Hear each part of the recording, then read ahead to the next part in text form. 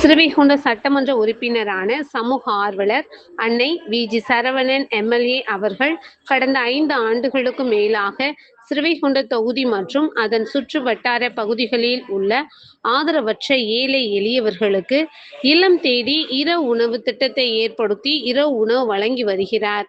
இந்நிலையில் தமிழக வெற்றிக் கழகத்தின் ஐம்பெரும் கொள்கை தலைவர்களுள் ஒருவரான சமூக ஆர்வலர் அஞ்சலையம்மாளை கொள்கை தலைவராக அறிவித்ததன் ஏற்பால் தமிழக வெற்றிக் கழகத்துடன் இணைந்து தமிழகத்தின் நிரந்தர முதல்வர் திரு சி. ஜோசப் விஜய் அவர்களின் ஆசியுடன் கழக பொதுச் செயலாளர் அண்ணன் புஸ்ஸியன் ஆனந்த் அவர்களின் வழிகாட்டுதலின்படியும் மதிய உணவு மற்றும் இரவு உணவு திட்டத்தை ஏற்படுத்தி உணவு வழங்கி வருகிறார்.